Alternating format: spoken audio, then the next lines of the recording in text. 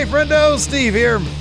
And Larson. And welcome back to Going in Raw, the only pro wrestling podcast you need to be listening to right here at youtube.com/Steve and Larson. Available wherever podcasts can be found, and of course, taped live at the Twitch, twitch.tv/Steve and Larson. We got a brand new channel, Larson. It's called Friendo Club TV. You can get it on the YouTube at youtube.com/Friendo Club TV. We take all the best bits either from the show, from our pre-show on Twitch, new content. NXT is housed there, the WWE 2K stuff. Whenever that 2K22 stuff drops in March, that'll go there. We got all sorts of cool stuff going over there, pretty much on a daily basis with Friendo Club TV. It's all short form stuff. So if you're like, man, these guys have these hour-long, 45-minute-long podcasts, I like the good little bits here and there. The goofy stuff, the Steve and Larson stuff of old. That's it. Speaking of Steve and Larson stuff of old, we got vintage episodes of 10 for the win going on over there. So it's good stuff. Anyways, go check that out. Yes, also, please. Today is Friday. That means we had a new issue of the Kip Up Weekly newsletter. It's how you keep up with wrestling. If you just can't keep up, you can keep up with the Kip Up. We got match results from the week in wrestling. We've got all the news stories along with our commentary on those news stories. We've got news from the Friendoverse and our must-see matches and segments of the week. It's at $5 a month on the Patreon, patreon.com/Steve and Larson. You get the Kip Up, you get the audio show ad-free, plus some bonus content. Go check it out on the Patreon, patreon.com/Steve and Larson. We're going to talk about tonight's SmackDown and tonight's Rampage. Yes. And I've got the results for NXT UK. I know people used to like when we would do the short NXT UK. I feel we watch it, might as well give it a brief rundown on Friday nights. Yeah, the main event on UK. Oh, wow. Must-see match. That was indeed yeah. spectacular. Before we get to all our recaps here, let's talk a little bit of news. First item on the agenda. This comes to you from WrestleVote. So, NXT over the last few months, they've been going through some changes. Oh, yeah, sure. Quite a few, to be exact. Not just what we see on TV, behind the scenes, just like wholesale changes all over the place. So, this is what WrestleVotes had to say about how NXT is viewed within Titan Towers by WWE executives, I would assume. Yeah. This is what WrestleVotes had to say. Quote, internally, WWE is said to be disappointed with NXT 2.0 in its first 4 months. Source said they thought more fans would gravitate towards the newer stars quicker than they have. Could it be too much, too fast? Either way, I don't expect any changes to the concept just yet. Andrew Zarian followed up. This is what he said on Twitter. Quote, spoke to a source at WWE regarding WrestleVote's report on WWE being disappointed at how NXT 2.0 is going. According to my source, a lot of the blame is being put on the abruptness. Everything was changed. Fan perception of the product isn't helping either. Yeah, fan perception is interesting, and you could have seen this a mile away. This was a very abrupt change. It happened over a matter of, basically it was overnight, but a lot of the talent shifting, the swing in, all of a sudden these new wrestlers were just there. There is absolutely zero sort of in-universe kayfabe reason for any of these changes. That's a major problem. That's a huge problem. It's like 1 week, if you blink, you'll miss that these brand new huge stars were security guards. And then the next week, Braun Breaker is like on par with NXT's like top champion. That doesn't make any sense. It doesn't make a whole lot of sense. I know. Yeah. That's, NXT was the one thing or one of the few things in WWE programming that everybody was really into from like our standpoint, like people who like long, compelling matches, in-ring storytelling, et cetera, et cetera. It was part of the variety that WWE used to say, hey, main roster is top 40. This is Triple H. You say main roster is top 40. This is more like metal or alternative or whatever you want to call it. It was like like the little indie band or whatever that you you enjoy. Yeah, so there's isn't something exactly going to crack the top 40 for everybody, and then they just changed it like that. Yeah, Well, main roster, as they call it, and it very much is. It's sports entertainment. Wrestling is a part of the recipe of what they put out there on a weekly basis, but it's not the primary ingredient, especially not these days. NXT was the pro wrestling show of WWE. It was focused on in-ring action, in-ring storytelling. And then with the transition to 2.0, it was essentially they made 2.0 another main roster show, not in terms of the perception or the viewership, but in terms of how it was produced. We usually get a good main event on 2.0, but we usually get a pretty good main event on Raw too. It's what precedes it that has very much a main roster feel. A lot of talking, a lot of setup through talking, through backstage segments. A lot of the matches are pretty short. I just don't know what they expected. You have a really established, granted, maybe not the audience size you wanted, but you get a real established brand there. And apparently people in WWE had issues with, I don't know if either how it was being run or the talent that was being brought up, whatever. It was an established brand, and you can't tear that down in the matter of a couple weeks and expect it to be built up to a level, especially with brand new wrestlers who have not established their own brands, who have not established rapport with the viewers of your show. They were signed less than a year ago. Some of these wrestlers. I mean, you got some incredible talents on 2.0. I don't want to take away anything from some of the wrestlers on 2.0. You got Carmelo Hayes, who's ready for main roster. You got guys who are really developing, like Trick Williams, like Grayson Waller, even Braun Breaker. I still feel like they need to crack whatever Braun's character is going to be long term, but the ingredients are there. But so much of the rest of the NXT roster are people learning how to wrestle. We are watching them learning how to wrestle, and you got to find your own enjoyment in that because it's not going to be in the stories. We talk about this all the time in our NXT 2.0 recaps.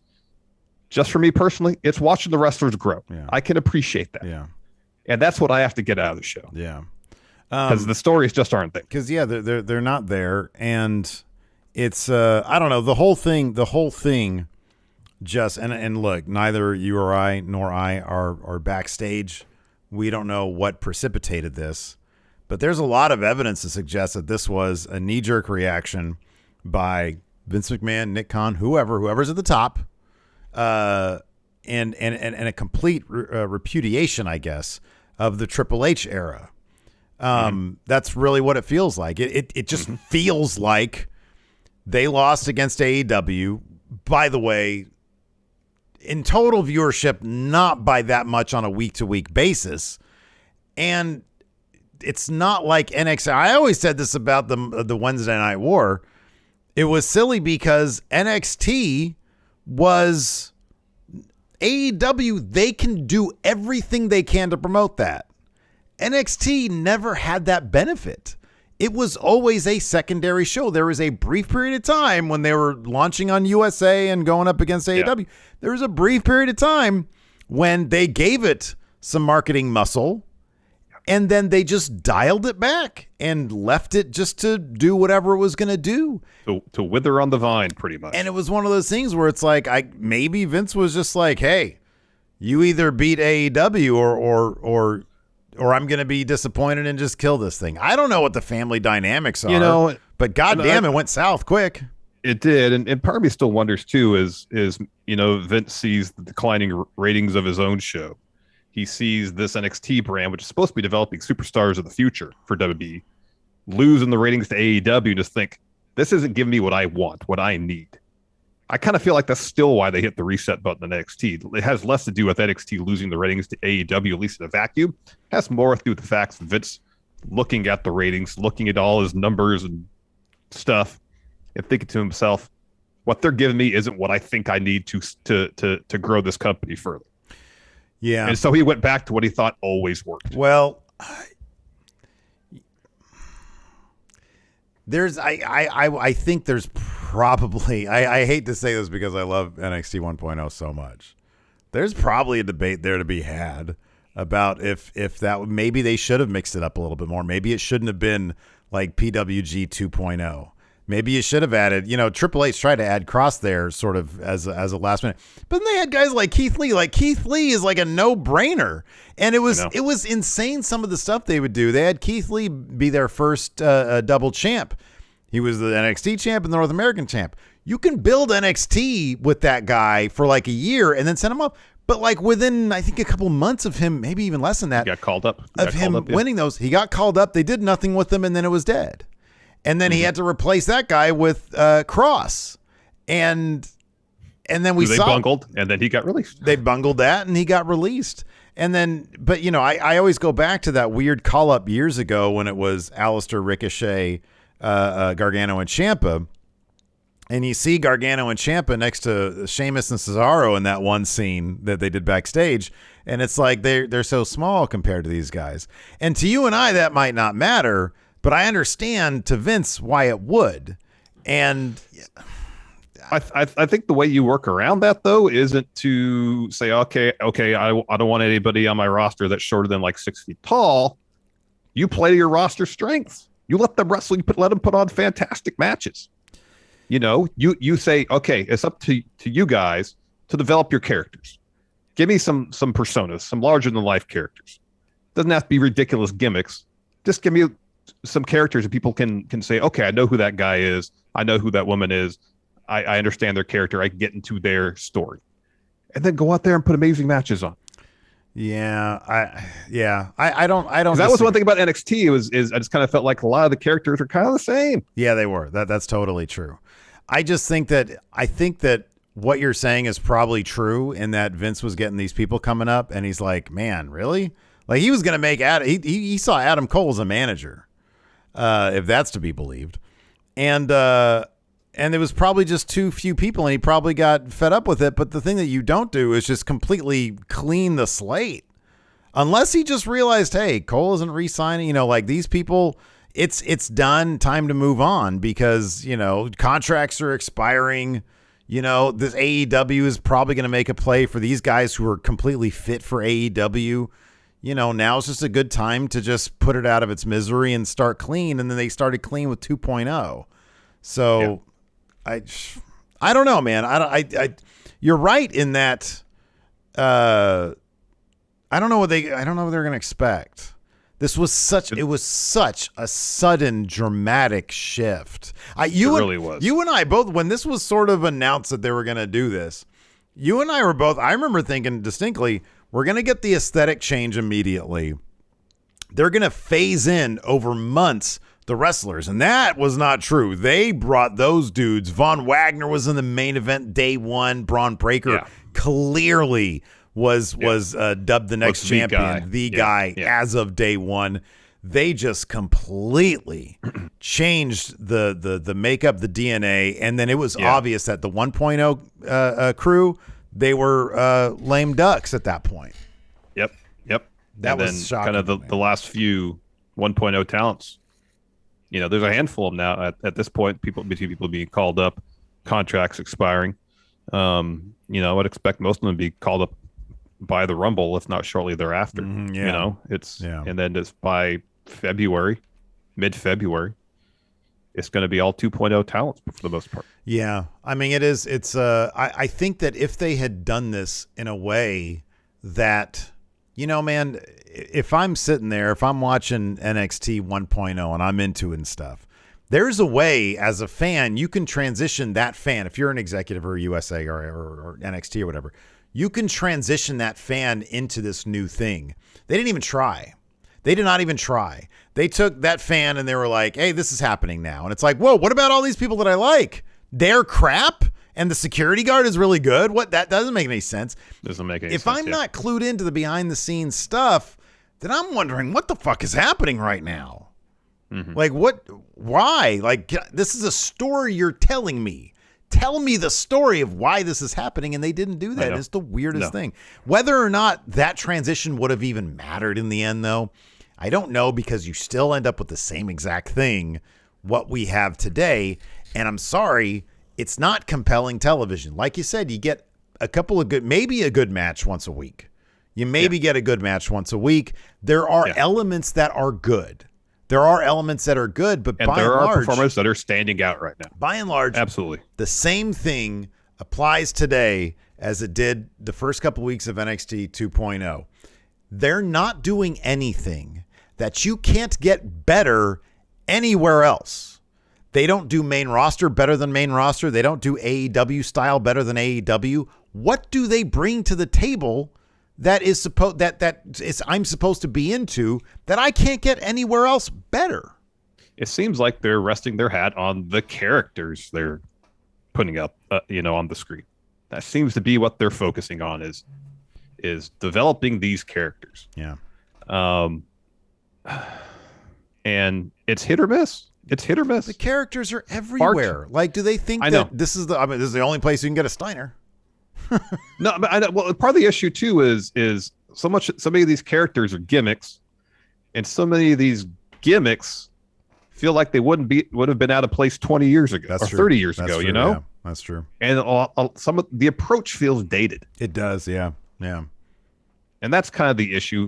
One of the issues is there's just so many characters who are just, hey, look at this is my gimmick, and it just feels way past the period where it should be relevant. This approach, and I don't know. Again, it's just all for me. It's just about watching people develop. That's it. That's the reason I can get the enjoyment out of it. It's all you can do. That's all I can do. There's nothing else there. I mean, I can appreciate. There are things that I love Trick Williams. Williams and Carmelo are great. They're great. I love them.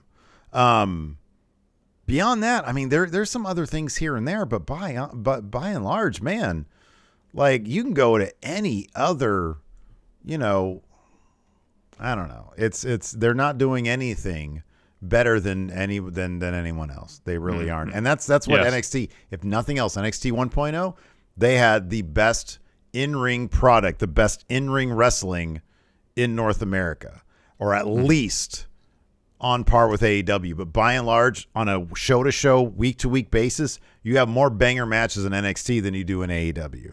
Yeah. So at least they had that. I know. They don't have and prior to AEW, there really wasn't that much competition. There was no competition for that. Yeah. Yeah. But again, this doesn't seem like that's what Vince really wanted. So let's ask this question now real quick. Sure. Moving forward, what can they even do? What could they possibly do to fix this? Hey, if they didn't have that TV contract, they should move NXT right back to Peacock now. They had an hour-long show. And then once they were in a position, once the world was in a position to start doing house shows again, get those men and women out there on the road and wrestling 4 days a week.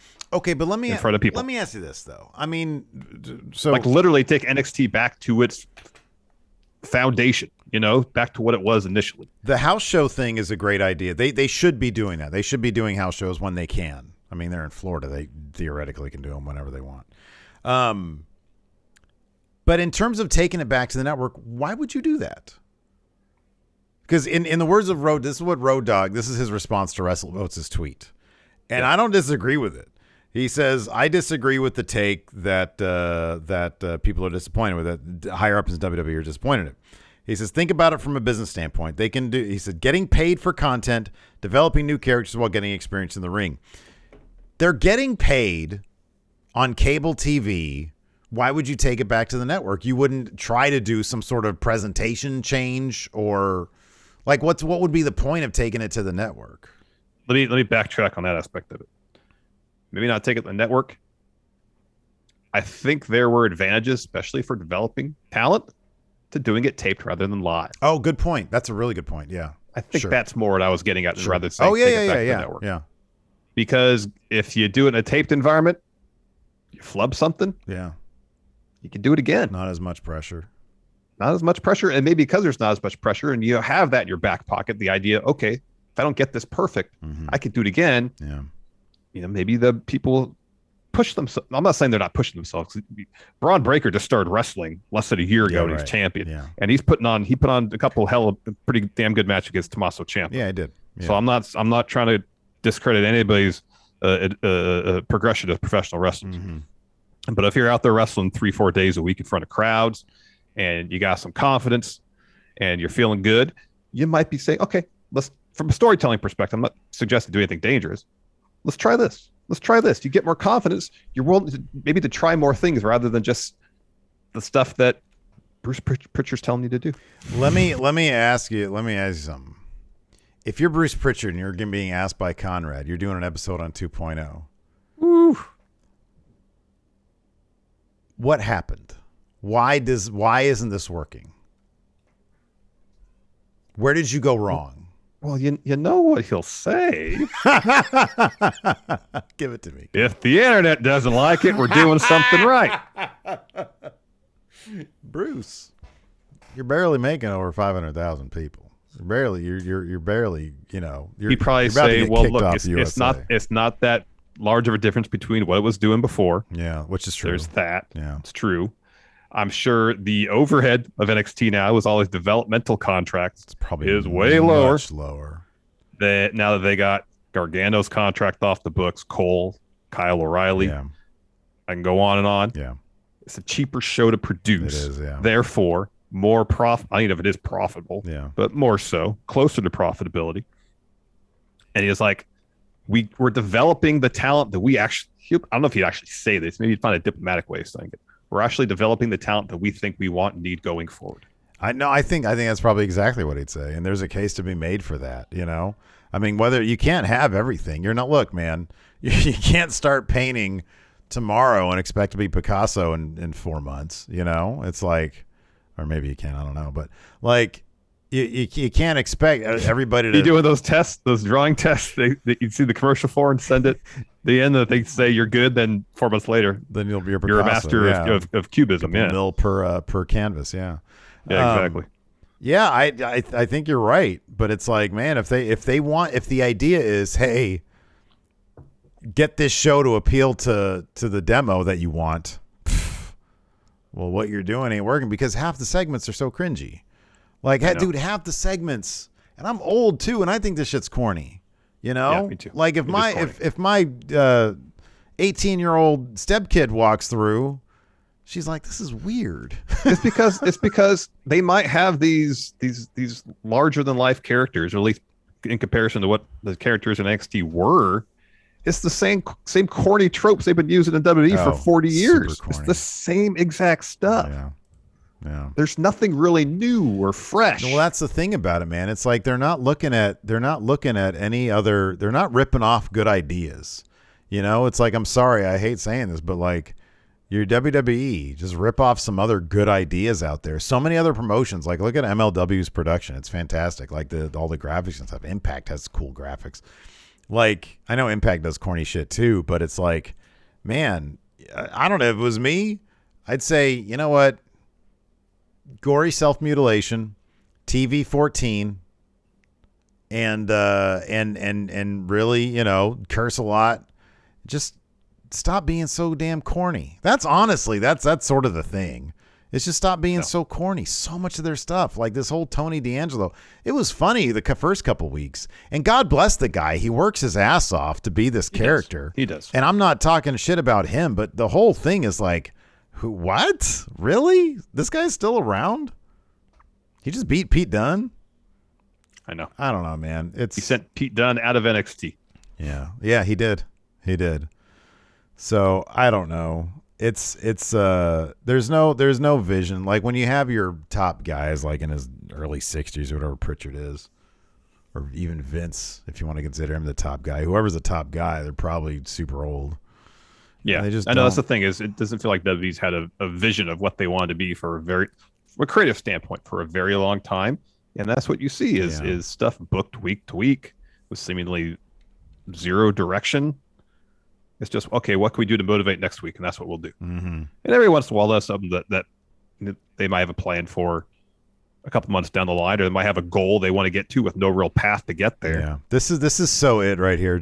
I'm just Joe says it feels like the new generation era all over again. It even has that aesthetic, It does. It has like that outdated aesthetic. Like it's just corny. It's just like they don't know what people like now. They don't know. Yeah. They don't know contemporary. They don't know current or modern.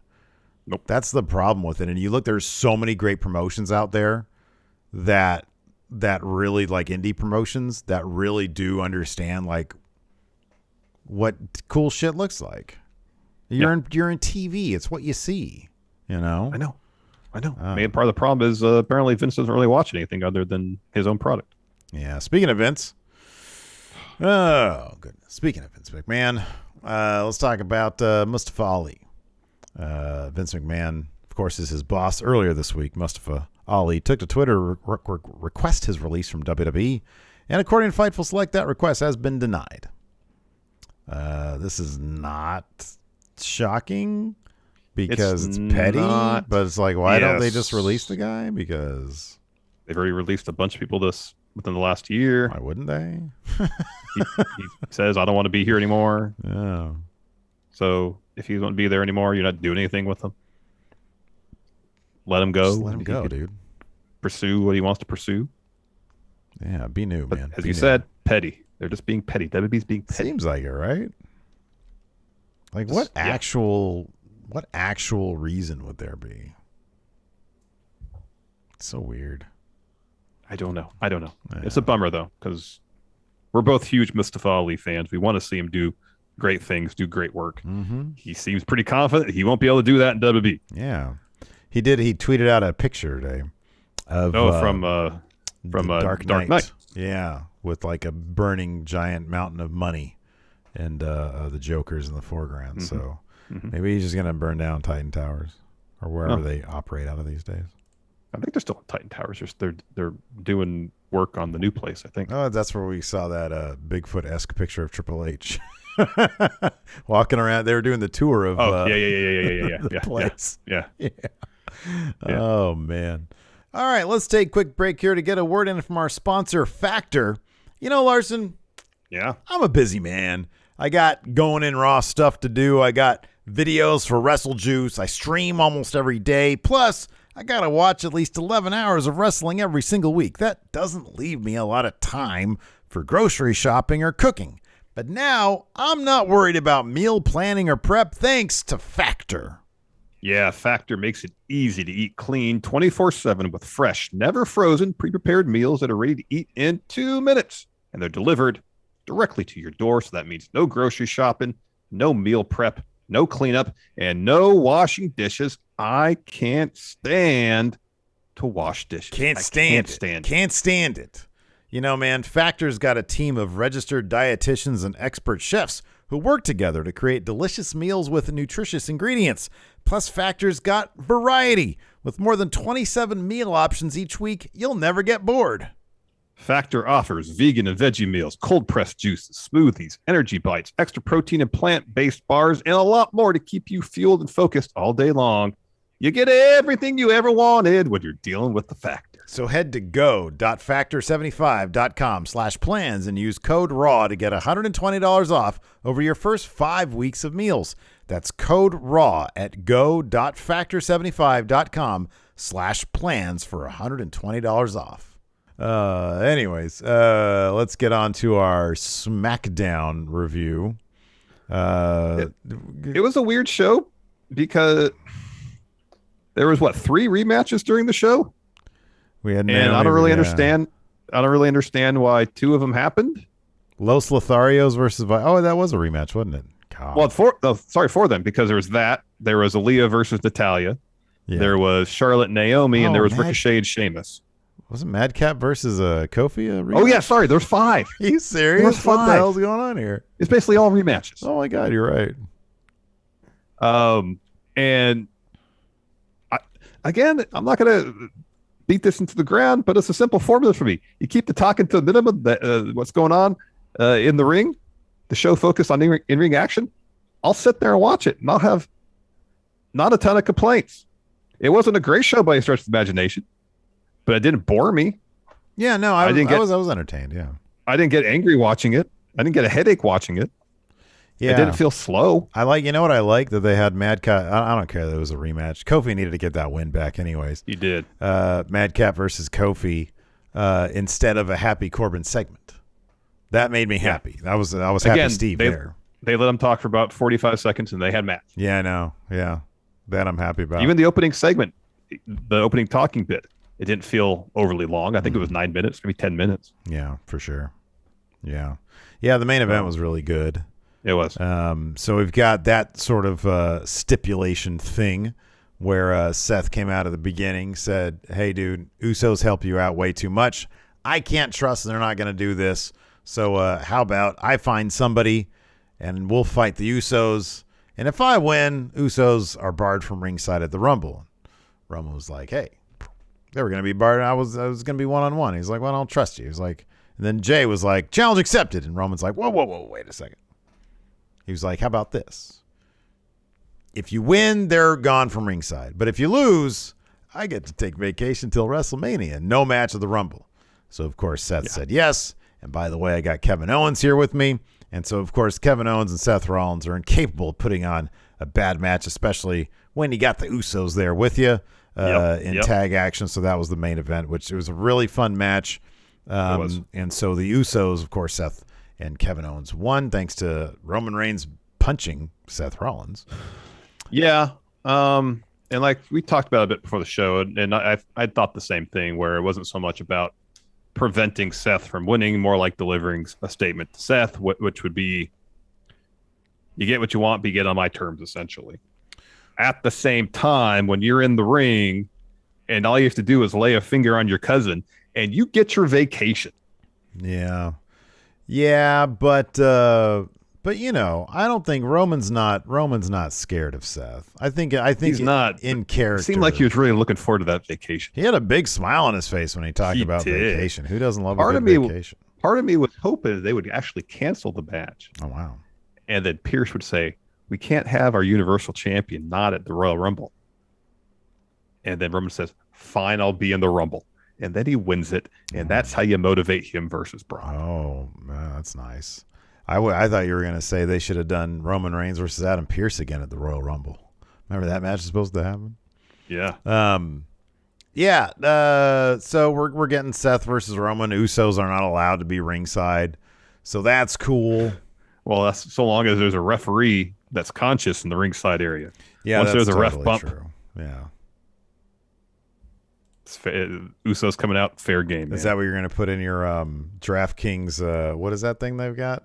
Oh yeah. Ref bump, yes. Ref bump, yes. Outside interference, 5 ref bumps. Yes. Ref bumps. Yes. All that. So yeah, all the overbooking, and then Forbidden Door, GCW Hammerstein show participant. I think Jeff Jarrett. He's going to be the Hammerstein, right? I believe it's a match against Effie. Oh, that's right. I think first it was advertised as a confrontation, but I think there's an actual match now. Ooh, that's exciting. He was there. Eric Bischoff was there. It's like WCW all over again. And then there was 2 mentions of Mox during the show. Oh, there was 2. Seth mentioned him at the beginning, and then Pat mentioned Mox towards the end of the show. Oh, what did Pat say? I missed that. Within the context of the 3 of them being in the Shield. Oh, man. But didn't say Ambrose. Didn't say Dean, huh? Nope. Oh, wow. I missed that. That's great. That was again was great tonight. That dictionary bit he did. Always. I love Michael Cole's trying so hard not to laugh. I love that, we should get rid of we should privatize that episode that we did of NXT recap when we were running down Pat McAfee for that promo he gave. Erase that out of history. Just because I love Pat McAfee so much. I never want to be on record saying a negative word about him. He took that stupid shit they do. WrestleMania, stupendous? And he turned into a bit. Because with or without that dictionary thing, that would have been there. That was some weird PR thing that they were doing. WrestleMania, stupendous. And then Pat's like, what is this shit? Let me turn into a funny bit. Mm-hmm. And Cole was laughing his ass off, too. Yeah, he was covering his mouth trying to laugh. It was pretty great. Yeah, it was good stuff. Anyways. It was good. Let's dive right into it, Steve. Kicked off with what was supposed to be a Roman Reigns celebration, so the Usos are out first. They said we're here for one reason, to celebrate the longest reigning Universal Champ ever. 508 days Roman's had that title. A long time. Jimmy says there have been some big names who have held the title, but nobody's held it that long. Not Kevin Owens, not Seth, not Brock. Jay says, but there is one. He's ahead of the table, tribal chief, longest reigning Universal Champion in history, Roman Reigns. Roman comes to the ring. He puts his hand out for the mic, And Jimmy's so busy like playing to the crowd, telling him to cheer, he doesn't notice that Roman has his hand out. Roman's getting visibly frustrated. Jimmy goes, "Oh shit!" and puts the mic in his hand. Little details like that I love. By the way, they talked for about, I don't know, 3 minutes. By the time Roman came out there to actually talk, it was 9 minutes deep into the episode. Oh, he just takes his time making out He for really that intro. So he says. So he eventually hands the mic to Roman. Roman tells the crowd to acknowledge him. That Jimmy throws to a video package highlighting Roman's reign from when he won the title to now. You know, it was a really good once the episode got rolling. It was a really good crowd tonight. But during that opening bit, when the Usos were talking, that piped in crowd noise was so obnoxious. When they kept on like listing off people's names, they would just jack up the volume on like the yays or the boos or whatever. The crowd was great though. They were doing during the main event, they were doing Seth's theme song. Oh, Seth is so over right now. That was wildly fun. That was really cool. So Seth interrupts after they do the recap of the title reign. Mm-hmm. He says, "Oh, we should celebrate not just for your title reign, but the fact that you made an honest man out of me. I told you you're not responsible for your own success, but I meant that," this is great, "I meant that in a meta way, like you're the chosen one. You're the ones catered to me." He all but said they give you the title, you know.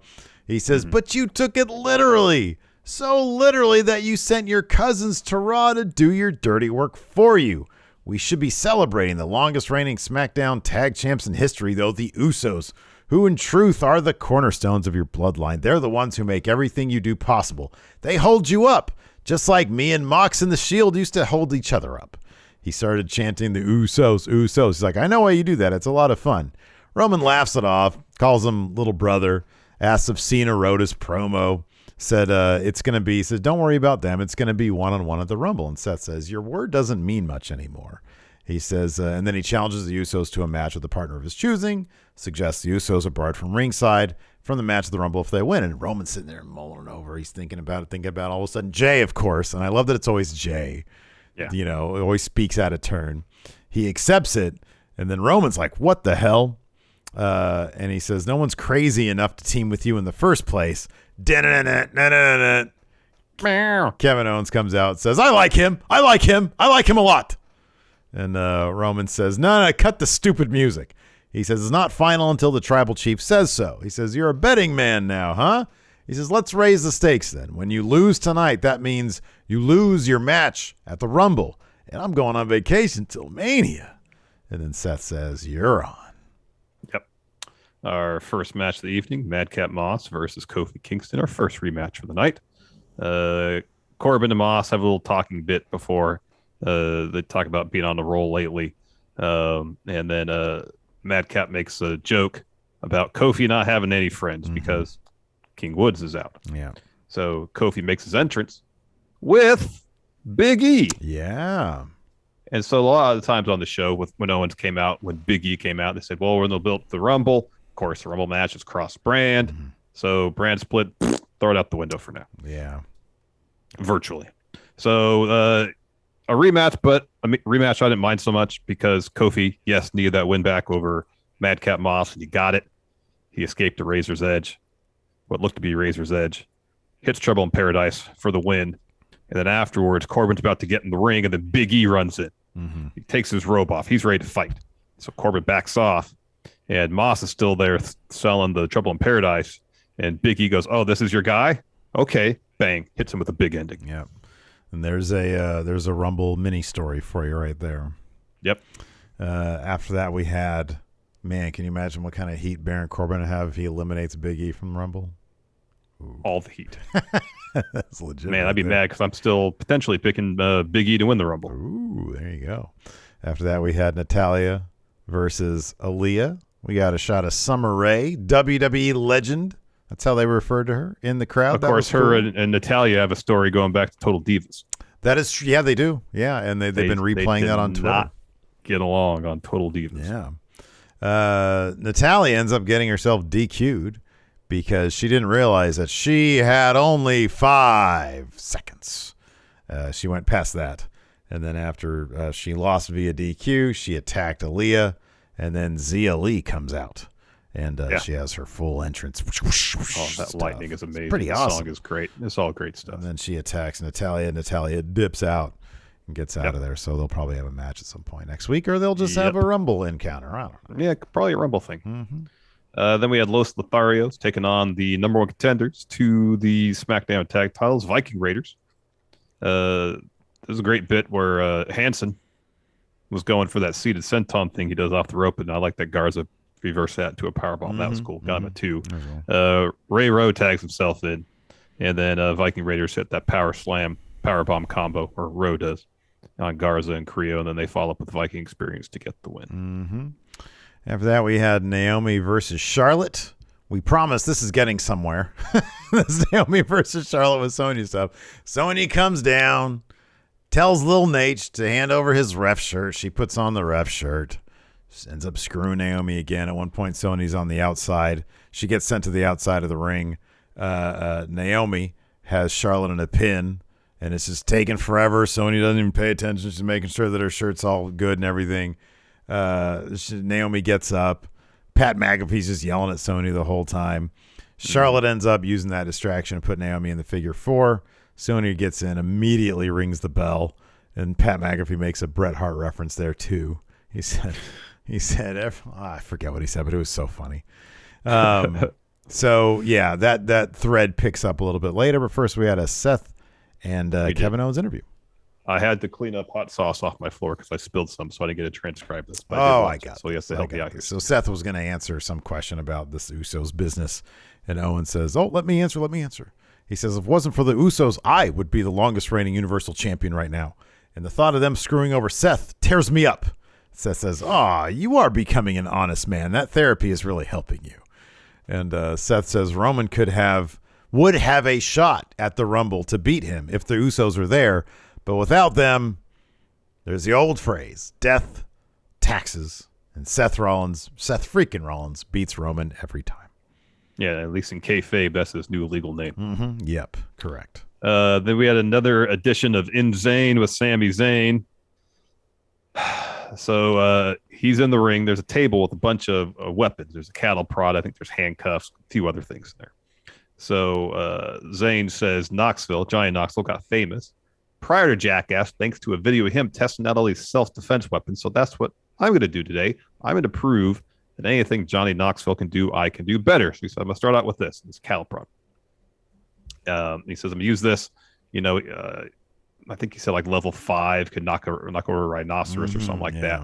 So I'm going to start on level 1. So he puts it to his leg, presses the button. And it was like, it falls over. It's like, that wasn't fun, but that's a piece of cake. Let's up it to level 2. And he says, this is the level that incapacitated Knoxville for 15 minutes on that video. But I'm going to up the ante. I'm going to put it straight to my heart. And McAfee is on commentary. He's like, no one do this at home. A very important caveat. And so he puts it to his chest. There's an obvious piped in like buzzing sound when he does it. Falls to the mat. Really selling it. So Knoxville comes out. And he says, Sammy, you've been so concerned about me making a mockery of your profession.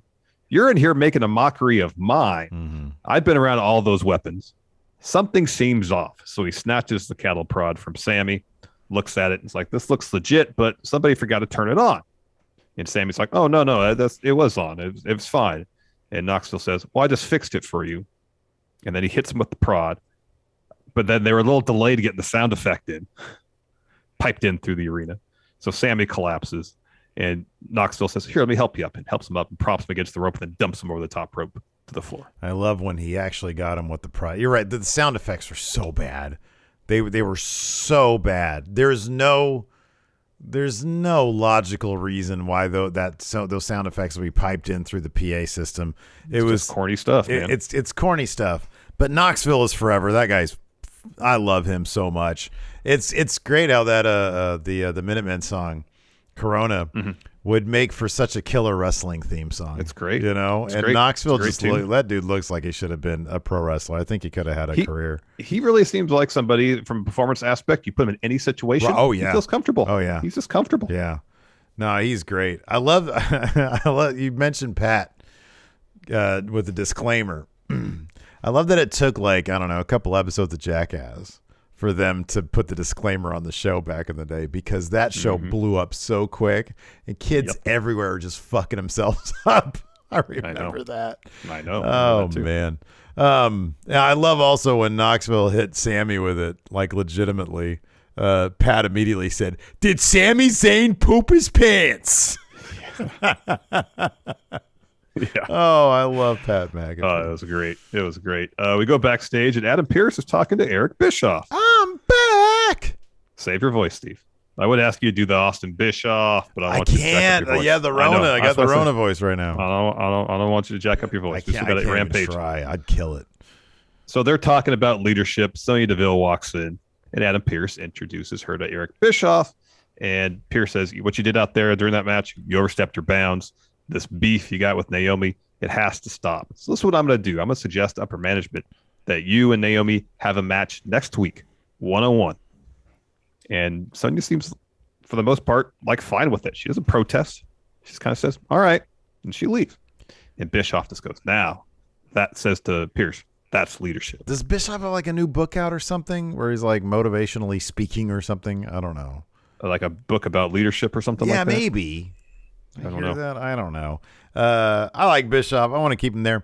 This needed some sort of like stipulation or assurance, because Sony is just gonna, wonk the whole thing. Like I know. But maybe that'll just increase. They need to start getting to different story beats, and I'm glad they brought Pearce into it to do that.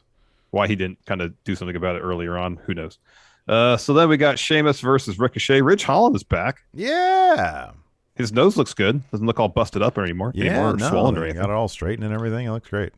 This is a rematch. I'm not sure why it existed. Sheamus wins again. He pretty much dominates throughout. Ends up at one point, Ricochet sends him out of the ring, looks for a suicide dive. Sheamus just blasts him with the jumping knee. Mm-hmm. Yeah. Then back in the ring, hits a bro kick. Ridge didn't get involved. Sheamus just pretty much beat the heck out of Ricochet for about 7 minutes and got the win. We get a quick shot backstage. Roman's talking to the Usos.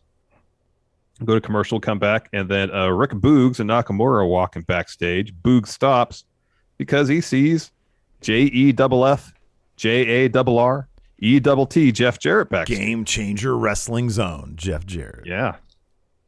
And he's like, Jarrett tells Boogs, "Hey, you play a mighty fine guitar. What's your name?" And Boogs tells him his name, and Boogs. Double J asks, "Can you spell it?" And he starts. And as that's going on, we just go to the main event. Yeah, we all know how to spell it. For the one of the rare times WWE's like, all right, we're not going to belabor the point here. A rare moment of efficiency. If only they'd use that crossfade little lever in the track a little more judicious or more often, then maybe we'd get a more enjoyable product. Who knows? Maybe Kevin Dunn just found it. He's like, whoa, we could just move on. Oh, there's a little lever here. There's a little lever. I've been in this business for 40 years. On the board. Look at this. Wow. Then we had our main event, the Usos versus Seth Rollins, Kevin Owens. This is great. I always love when Kevin Owens does that Stone Cold HBK main WrestleMania finish, because that sort of led to the finish here. Jimmy Jay goes for a super kick on Owens. He catches it, spins him around, gives him a stunner, but then he immediately gets kicked out of the ring by Jimmy. Seth loads up. Seth's able to get the upper hand on Jimmy, loads up a stomp, is about to hit it. Reigns comes in, Superman punches Seth, and Seth and Kevin Owens win by DQ. And that's Roman didn't seem too broke up about it.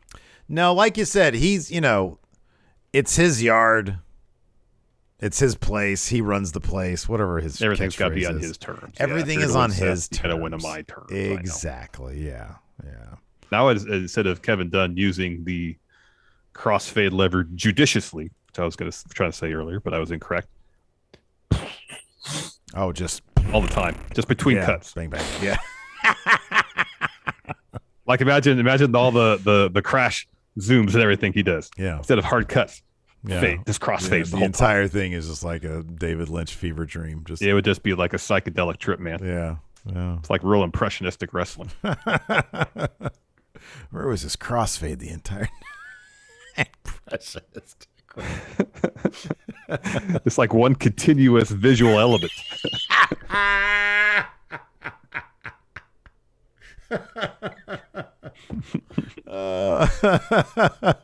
It's one shot bleeding over into the next one. Oh God, that's deep, man. That's so you get deep. an impression of a show, but you don't actually get a show.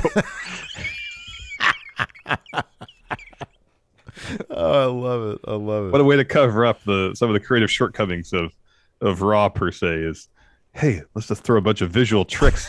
Like what? Yeah. Crossfade between every shot, man. Oh, crossfade between every shot. 10-second crossfades every shot. Yeah. Double exposure. Exactly. Yes. Oh man, yeah. Watching some French New Wave. I'm watching some German expressions. Yeah. Do some tracks and cut during the track. How about this split diopter?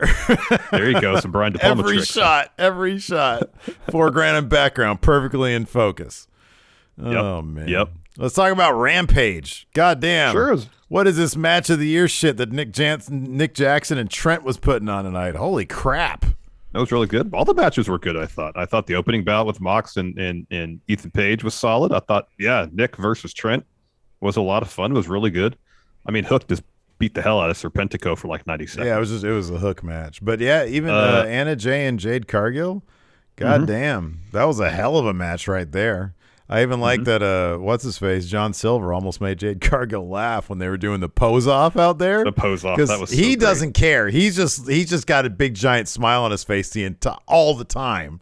He's on the verge of laughing the entire time. He is, and it's infectious. But man, that boot from Jade Cargill to Anna Jay just sent her flying. She's got one of the best pump kicks in the business. Yeah. No, this was a really cool match, man. I really dug this. This was good. Yeah, the whole Dynamite was a lot of fun. Let's dive into it.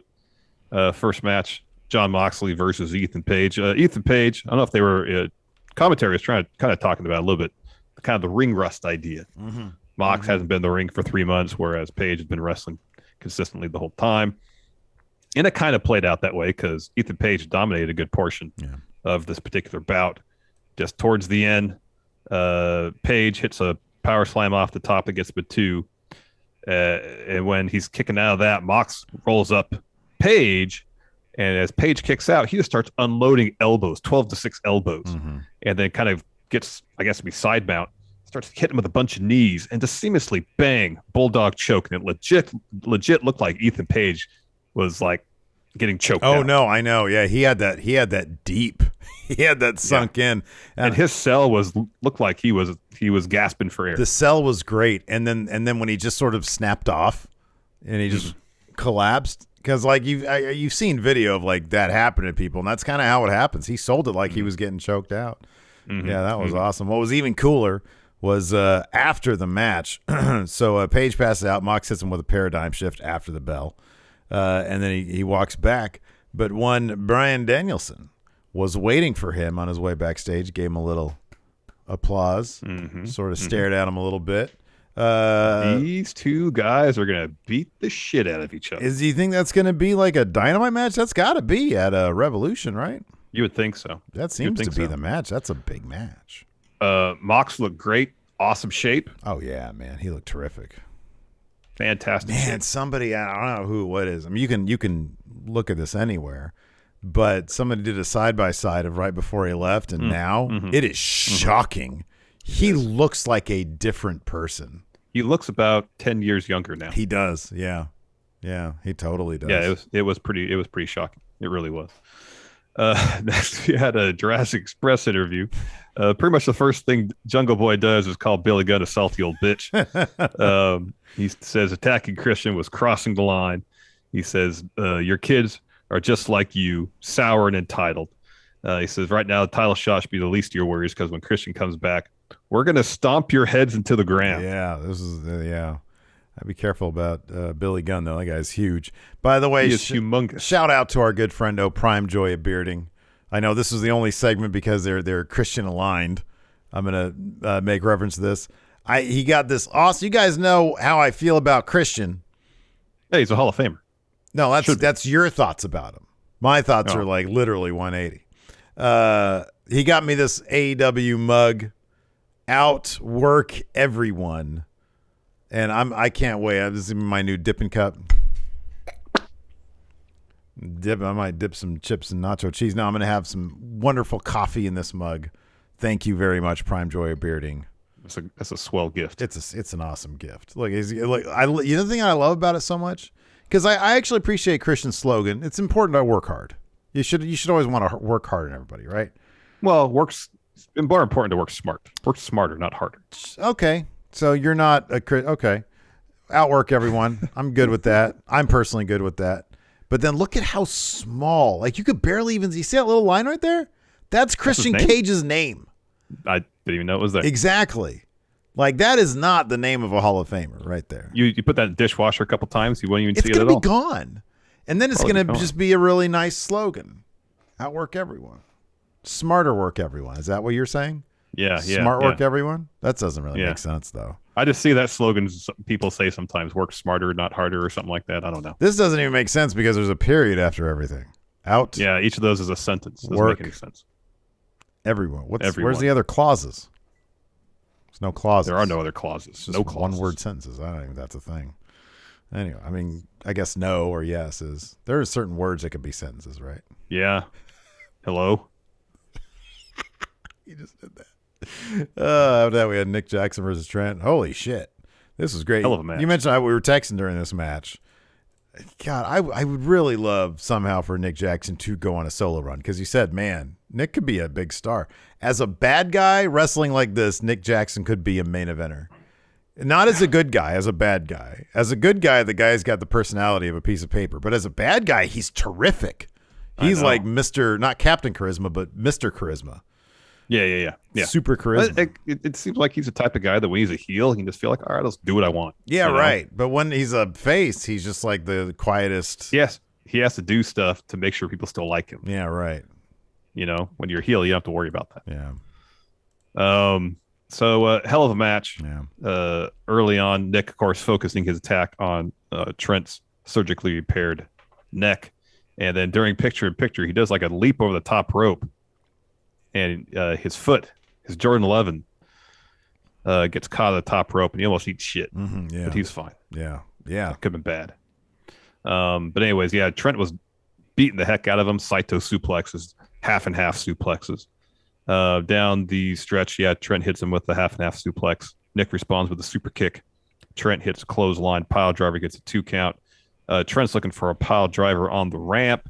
Instead, Nick reverses that to a backdrop. Falls with a swanton. Trent rolls back in the ring. Nick hits him with a 450. Nick hits him with 2.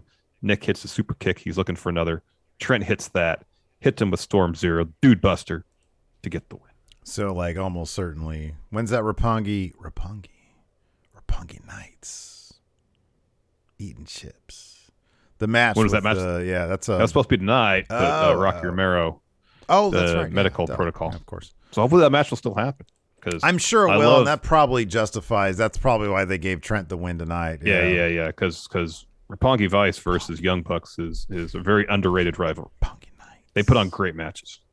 Roppongi. I mean, it was a match between those two teams where Trent did the tope into nothing. Yeah, no, I know it was great. That was our introduction to Trent. Like, what is this guy doing? Why did he just do a tope into nothing? Yep. It was just a big thud.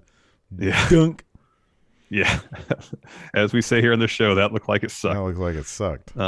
Huge win for Trent here, though. And then we got a Mercedes Martinez Thunder Rosa video package hyping up their rivalry. Can't wait till they get in the ring and have a match. That's going to be good stuff right there.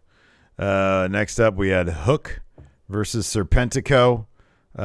Easy day at the office there for Hook. Lays out Serpentico when he's doing that streamer bit. Beat the hell out of him. Yeah. He ended up tapping him out, or did he pass him out? Passed out, I think. Okay. Well, it really got fun because he walks up.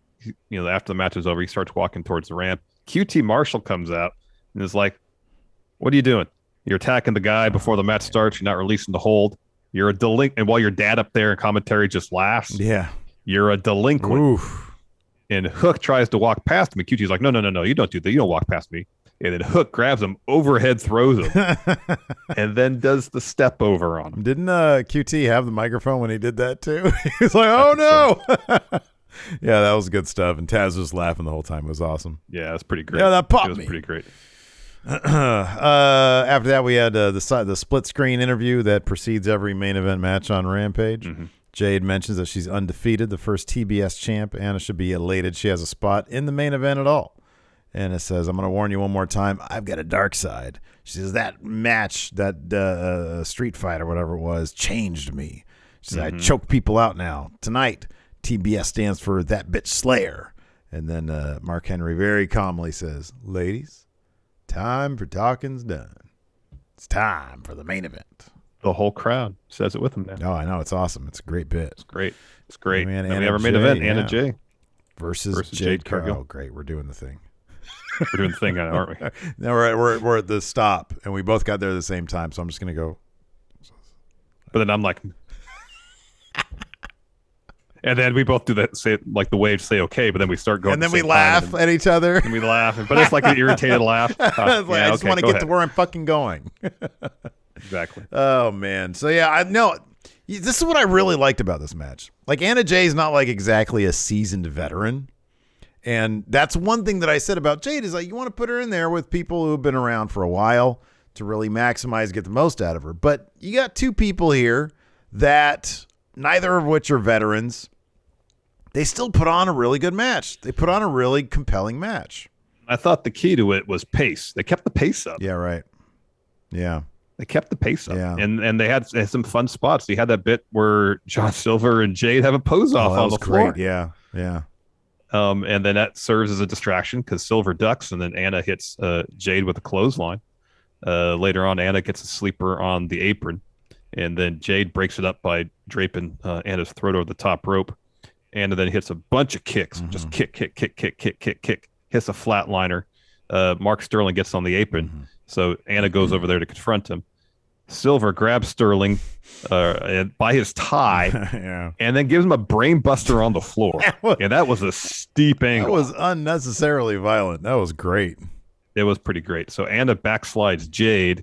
Jade kicks out, hits a massive pump kick. She's looking for a glam slam. Instead, Anna counters with a Queen Slayer. Jade backs her up into the corner, rams her to the turnbuckle to break it up. But then Anna just sits on the top rope, locks it in again, and the rest counting. And as he's counting, Jade is breaking the grip and his grip on that Queen Slayer. So Anna sends Jade into the opposite corner. She's looking for like a running kick. Jade catches her, hits like a Raquel Gonzalez type one-arm powerbomb. So she catches her, walks to the middle of the ring, and power bombs her, follows with Jaded to get the win. Yeah, I like that too. That they had Anna counter Jaded in the first place. A little bit more match. It was a great counter too. It was, and then she hits it. So I thought it was a strong showing for Anna Jay. This is pretty good stuff here. Yeah, agreed. And a great first title defense for Jade Cargill. Yeah, no, absolutely. Real quick. No, do you want to do the NXT UK? We got the recap. There's only 3 matches. Three matches. So because I know we used to cover this stuff when we used to do a Thursday news brief. We don't do that anymore. We found out. I guess it's not gonna be like a real detailed thing. Sam Gradwell found his partner. Of course, the week prior, Pretty Deadly said you got no mates. So all week, Sam Gradwell was trying to find mates. He wanted to prove them wrong. He tried a Nathan Frazier, and this is all going down on his social media. Nathan Frazier, the lady working the fast food drive-through, a kid. He accosted him in the bathroom, in the toilet, as they say over there. A bunch of others on Twitter. That's pretty great. On Twitter, he was hitting up like Paul McCartney, Gunther. Stone Cold. He was trying Gunther, Stone Cold. Yeah, a bunch of people. But one man finally bit. Towards the beginning of the episode, he thought it was going to be Kenny Williams, but he just sort of laughed at Gradwell. Gradwell kicked his ass really quick, and then got Aldous Huxley to help him out. No, not Aldous Huxley. He has the writer of Brave New World, Saxon Huxley. That'd have been shocking, right? Saxon Huxley. The author, Brave New World. The author provocateur. Yeah, that should be Saxon's Huxley's new gimmick. He's like a controversial sci-fi writer. So Pretty Deadly got the win. Actually, Sam Gradwell is one that took the L. Kenny Williams came out. Yeah. Because Saxon Huxley a few weeks back beat Kenny Williams. Kenny came out to get his retribution and end up costing Sam Gradwell the match. Pretty Deadly. They go over. Mm-hmm. Yeah. And then we had Millie McKenzie taking on Isla Dawn. There's a great picture on Millie McKenzie's Instagram of her and B. Priestley, Blair Davenport. They're just together in a kitchen in somebody's apartment, and Blair's just smiling. There's two pleasant people, and I'm just cracking up because I'm like, Blair is in like a blood feud with Millie's kayfabe mentor. Mm-hmm. They're just hanging out. Millie's like, I don't fucking care. Yeah, no. Isla Dawn picked up the win over Millie McKenzie again, because this is like the second time I think they fought before, and I was like, whoa, that's crazy. Yeah. Wasn't it? I think they had a match before. I think so. Or am I tripping? I don't know. Anyway. Yeah, I feel like they have. I think they have, and I was surprised then too, and I was like doubly surprised this time. And then in the main event, oh my God. Probably hell of a match. My match of last week, if we consider the week of the kip up anyways, until Thursday. A-Kid versus Noam Dar for the Heritage Cup. My God. And it went to a draw. This is the first time I think we've seen a draw for the Heritage Cup. I think so. And this match was awesome. Had all sorts of stories going on, including Shaw Samuels betting his house and his grandma's house that Noam Dar was going to win this in the fourth round. Didn't happen. This is what I mean by characters. There's good characters in NXT UK. Yeah. And they're not, by and large, gimmicks. Right. Shaw Samuels. They feel like people. Yeah. They're over the top and they're turned up to 11, but these all feel like real people. Shaw Samuels is not betting guy. He does that on the side because that's what his character would do, but he's not gambling man. Yeah. That's us on Thursdays during the Smash Zone. Yes. Well, basically anytime we stream when there's something to bet on. Yes. Correct. Including this Sunday, GCW Hammerstein show. Yes. The World on GCW. Whatever that means. I still don't understand what does that title mean? The World on GCW. I don't know. Isn't that the name of the show? Yeah. Yeah. Anyways. Maybe it's like the eyes of the world. Oh. That's what it is. All eyes on GCW. See, I fixed it. That's better now. Maybe I still want for it to be that on the nose. I don't know. Could be. It's gonna be experience. They need to play with that crossfade button, man. The crossfade slider. Oh, get the lever. Yeah. Don't use it judiciously. Overdo it. What's the opposite of what's the word for it? To use it liberally. Yes. Yeah, not conservatively, liberally, not judiciously. Yes. Yeah. Yeah, no. Liberal use of that fader, Correct. that slider there for the crossfade. Correct. One continuous visual image. I don't know why that's so funny, but it's hilarious. Man, this is a great picture right here of Conrad posted this up 2 hours ago, and then 34 minutes ago, Eric Bischoff confirmed it's Eric Bischoff in catering backstage at WWE, wow. And he says, nothing like WWE catering. Does he have the prime rib or not? He's got some hunk of meat on there. Yeah. He's got some. Well, he's got. It looks like he might have some. What is that? I don't know. He's got some pasta with some shit in it. You said Conrad put it up? Yeah, it's and then Bischoff retweeted it. All right. I follow. Might Conrad, be a Salisbury steak. Oh, hear me see. Not sure. You got the basketball. Oh yeah, it looks like it could be like a ground. Yeah, right. Yeah. What is that? Chicken in the pasta or some mushrooms? What is that? It's like mushrooms. I think it's mushrooms, right? Like whole ass mushrooms. Maybe some rice. Yeah. Rice dish behind that. Yeah. Eric's got some. Is that his hair? He always had a nice head of hair. Yeah. Did he get new hair? I don't know. I don't know these things. Yeah, that I don't know. Are you impressed by that catering plate? No. Neither am I. Like a hamburger patty, some pasta with mushrooms in it, and some sort of rice or something. Yeah. I mean, maybe it tastes good, but even in the Maloof days working for the Kings, they had like Bella Brew there. I'm sad because the year before I got there, Hilton told me that they used to have like all you can eat Pizza Hut. That would have been dangerous for me. No, not Pizza Hut, Pizza Guys, because that was the sponsor. Pizza Guys. Yeah. That would have been dangerous. That would have been bad. I would have been embarrassed because I couldn't help myself. I'd just be like, I'd grab a whole pizza. This a whole pizza.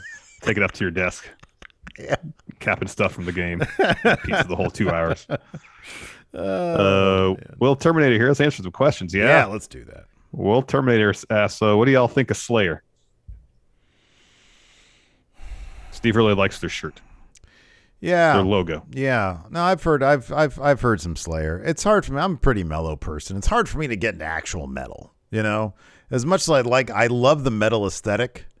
I'm just not much of a metal guy. You know, I listened to a little bit back like 20 years ago when I was hanging out with a bunch of metal dudes back when I was in Hollywood. I hung out with like a crowd, but like that was never really my thing, man. A little too much for me. A little too much for me. Nats asked, best surprise to the Rumble: Jericho, Page, Mox, Danielson, or other. I don't believe there's going to be any AEW talent in the Rumble. No, there's going to be. If maybe Page, I don't know. If there was going to be like the best surprise, like if it actually happened, I'd love to see Mox, just because it'd be a cool moment for him to see the other dudes. Mm-hmm. Most likely is 100% Jericho. Like that, if they did it, I don't think they're going to. No, but if an AEW talent were to be in, it'd probably be Jericho. It'd be Jericho. Yeah. Yeah. Shay Anonymous says, hey, friendos, did you guys catch my push Hobbs sign on Rampage? Didn't notice that. To watch it again. No, that's cool. That's neat.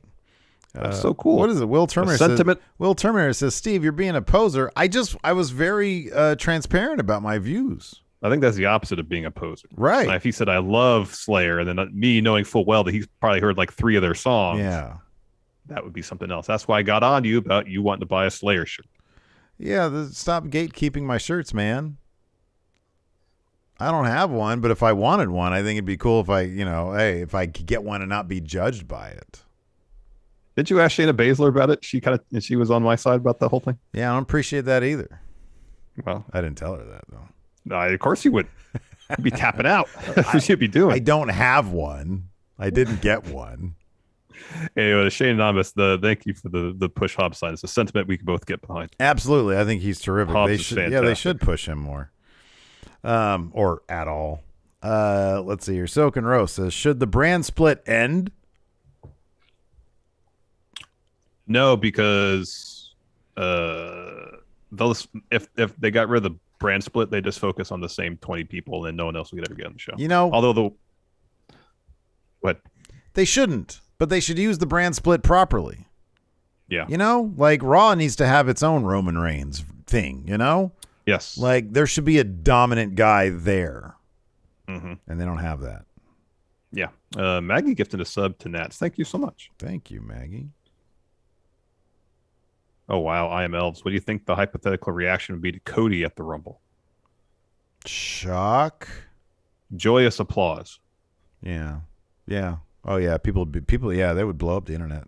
Especially if there had been no news that he signed a new AEW deal. Oh, my gosh. That'd be nuts. Let's see here. The Yellow Flash. Should Moxley challenge for the TNT title? Kind of feel like it's a step down for him. I mean, it's got Sammy Guevara in the lineage. It's a step down for Mox. I know, but after Cody beats Sammy, that's a fresh feud. Yeah, it is. I wonder if Mox would want to deal with that kind of bullshit, though. Like this weird story that Cody's telling. Oh, I'm a good guy. I'm a bad guy. I'm going to pedigree you. No, it's just Tiger Driver. Yeah, I don't know. I mean, why not, right?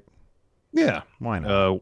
White Brownie has an interesting question here. WWE posted a post-show interview with Sonya. She was caught talking on the phone and sounded concerned about her match with Naomi. Any thoughts on who she was talking to? Mandy Rose. she was talking to. There was one. It was funny because somebody ran back a bunch of clips of her on the phone, and it was always to the same person. Like on SmackDown, whenever she was talking to somebody, and I think the name was Karen. She's like, "Hold on, Karen, I gotta go," and it's always the same person that she's talking to, which I thought was a really fun catch. So I'm assuming cool. It's whoever that person is. I just thought maybe that she'd call Mandy. I think that's awesome. That'd be great. And it wouldn't shock me if they did some sort of cross-brand stuff also. Mm-hmm. That'd be awesome. Mm-hmm. Yeah. Maggie says, is there a match you're most excited for? GCW? Oh, from the GCW show this weekend? Anything with Shane Mercer in it? I'm excited for that ladder match. What match is that? The brass ring ladder match. Oh, shit. That's going to be good. Yeah, that's going to be good. Yeah, I think it's going to have, I'm sad that we live on the other side of the country for this show. Oh yeah. Isn't Ninja Mac in that brass ring ladder match? Mm-hmm. Yeah, that's going to be, he's going to do some crazy shit because that is going to have a fucking vibe. That's going to have some emotion in that building. Mm-hmm. That's cool. Mm-hmm. Mm-hmm. Let's see here. Oh, that's great. Xavier Gray says, should the Bella Twins finally get a program where they're actually feuding against Selena and Carmella for the women's tag titles? How great would that be? Sign up a bunch of the WWE women's legends. Aren't like the Bellas cleared to wrestle now? Can't they like do stuff? I think so. I think Nikki got cleared, yeah. Throw a bunch of money at them. Bring them in. It's Mel D. I hope her run as TBS champ is long, but who would you like to see end Jade's winning streak? I mean, I feel like that's a year away from potentially happening. So I don't know how you do that.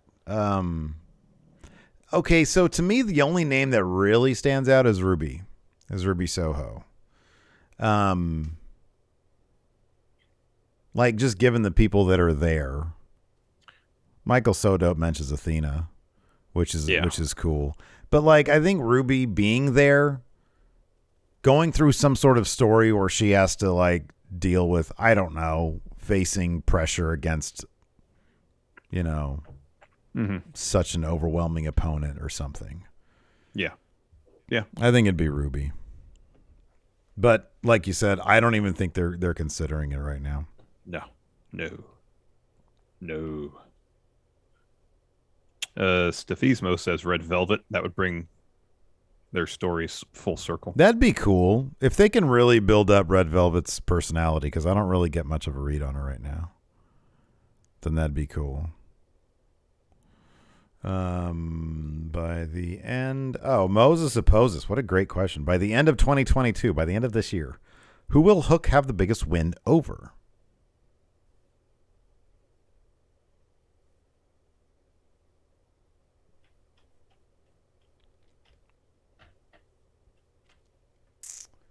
I'm going to say somebody like